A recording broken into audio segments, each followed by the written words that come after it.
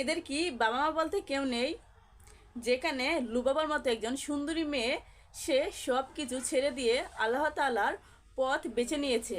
আর আরেক দিকে কিছু মেয়েরা রয়েছে যারা কিনা কিছুদিন পর পর নিজেদের শরীরের কিছু অংশ দেখিয়ে এবং সেটা ভিডিও বানিয়ে তারা বলে যেটা ট্রেন্ডিং। হ্যালো ভিউয়ার্স, আসসালামু আলাইকুম, welcome to another new video. আজকে আমি আপনাদের সাথে আলোচনা করব এরকম কিছু মেয়েদেরকে নিয়ে যাদের জন্য এই সমাজটা নষ্ট হয়ে যাচ্ছে এবং এদের জন্য কিন্তু মেয়েরা বারবার দর্শিত হচ্ছে। দেখেন, যেখানে 3 থেকে 4 মিনিটের একটা সামাজিক ভিডিও বানাতে কমপক্ষে সময় লাগে একদিন, এবং সেই ভিডিওটার জন্য সঠিক টাইটেল, সুন্দর থাম্বনেল এবং ডিসক্রিপশন নির্বাচন করতে হয়। একটা সামাজিক ভিডিও কিংবা একটা ভালো কন্টেন্ট ভিডিওর পিছনে কিন্তু অনেক পরিশ্রম এবং সময় দিতে হয়। কিন্তু কিছু মেয়েরা রয়েছে যারা কিনা এরকম ভিডিও তৈরি করে, তারা জাস্ট ক্যামেরাটা অন করে এবং এরকম ভিডিও তৈরি করে। ভিডিও তৈরি করার পর সেই ভিডিওটা তারা সোশ্যাল মিডিয়ায় আপলোড করে। কিন্তু যারা আমার মতো কিংবা যারা ভালো কন্টেন্ট, সামাজিক কন্টেন্ট তৈরি করেন, তাদেরকে কিন্তু ভিডিওটা করে তারপর সেই ভিডিওটা সুন্দর করে এডিট করতে হয় যাতে আপনাদের কাছে ভিডিওটা ভালো লাগে।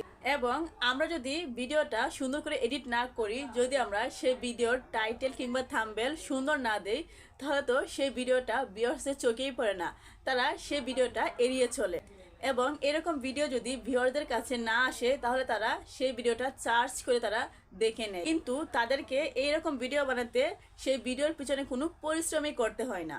এবং কিছু ভিউয়ার্সরা রয়েছেন যারা কিনা এরকম ভিডিও দেখতে খুবই পছন্দ করে। ভিউয়ার্স, একটা জিনিস লক্ষ্য করে দেখবেন, যারা আমার মতো সামাজিক ভিডিও কিংবা ভালো কন্টেন্ট তৈরি করেন, তাদের ভিডিওতে কিন্তু বেশি ভিউ হয় না, লাইক হয় না, কমেন্ট হয় না। কিন্তু যারা এরকম ভিডিও তৈরি করেন, তাদের ভিডিওতে মিলিয়ন মিলিয়ন ভিউয়ার্স রয়েছে, তাদের ভিডিওতে লাখ লাখ লাইক, কমেন্ট এবং শেয়ার রয়েছে। এবং ইউটিউব অ্যালগরিদম কিন্তু ভিডিওর এঙ্গেজমেন্ট দেখে, ভিডিওটা খারাপ নাকি ভালো তারা সেটা দেখে না। এবং কিছু মানুষ রয়েছেন যাদের সামনে কিনা যদি এরকম ভিডিও পড়ে, তাহলে তারা কি করে, ভিডিওতে ঢুকে সেই ভিডিওতে বাজে কমেন্ট করে কিংবা তাদেরকে ভালো হয়ে যাওয়ার কথা বলে। এর ফলে তাদের ভিডিওর এঙ্গেজমেন্ট ভালো হচ্ছে এবং এই ভিডিওটা 5 জন থেকে 10 জনের কাছে শেয়ার হয়ে যাচ্ছে। কিন্তু এখানে একটা মজার বিষয় হচ্ছে যে, সেটা হচ্ছে তারাও কন্টেন্ট ক্রিয়েটর নামে পরিচিত, এবং যারা সামাজিক কিংবা ভালো কন্টেন্ট তৈরি করেন তারাও কন্টেন্ট ক্রিয়েটর নামে পরিচিত। এবং এরা সোশ্যাল মিডিয়াটাকে ধীরে ধীরে নষ্ট করে ফেলছে। এবং এইসব ভিডিও কিন্তু দেখে বেশিরভাগই হচ্ছে ইয়াং জেনারেশন, এবং এইসব ভিডিও দেখে এদের মাথা পুরো পচে যাচ্ছে। দেখবেন কিছু ছেলেমেয়েরা রয়েছে যারা কিনা নিজেদের পড়াশোনা বাদ দিয়ে, নিজেদের কাজকর্ম বাদ দিয়ে সারাক্ষণ মোবাইল ফোন নিয়ে বসে থাকে এবং তারা এরকম ভিডিও দেখে। কিন্তু ভিউয়ার্স, আমার মাথায় একটা প্রশ্ন ঘুরে, সেটা হচ্ছে এদের কি মা বাবা বলতে কেউ নেই? এদেরকে কি বোঝানোর মতো কেউ নেই? নাকি এদেরকে এদের গুরুজন কিংবা মা বাবা শিক্ষা দিতে পারে?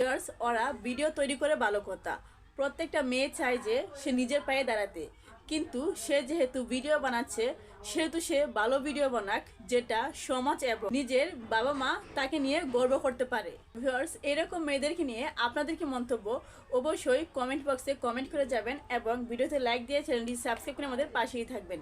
আল্লাহ।